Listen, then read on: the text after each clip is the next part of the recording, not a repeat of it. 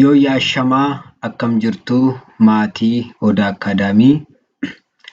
Guyyaa har'aa kana immoo barnoota nuti isiniif qabannee dhufnee hima ijaaruudha.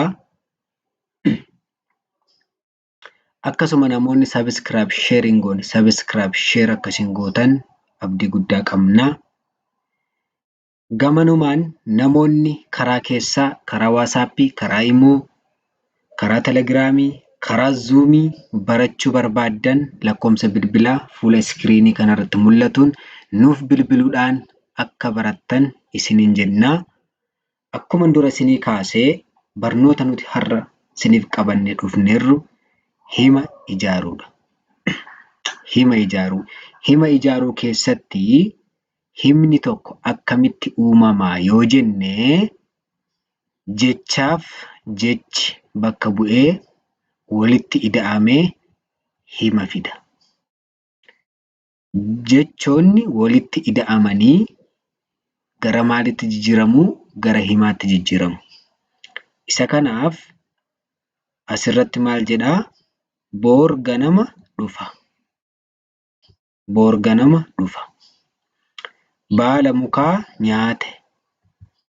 Baala mukaa nyaate. Hojii gaarii qaba. Hojii gaarii qaba. Kaayyoo qabaadhu.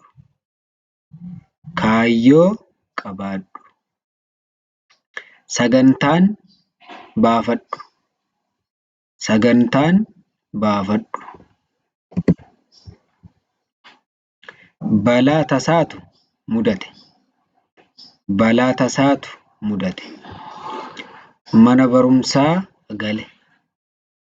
Mana barumsaa gale. Waan beeku haasa'e. Waan beeku haasa'e. Galaa qabatee bahe. Galaa qabatee bahe. Kabajaan simate. Kabajaan simate. Karaa deemaa jira. Karaa deemaa jira.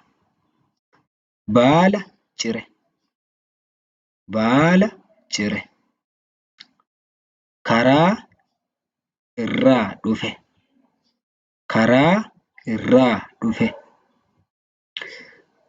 Boqonnaa gahaa fudhadhu.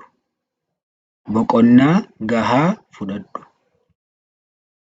Xaafii diimaa daakaa jira. Xaafii diimaa daakaa jira. Kosii haree gate. Kosii haree gate.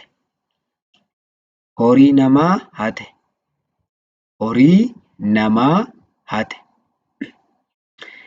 Asiin dhufee achiin bahe. Asiin dhufee achiin bahe.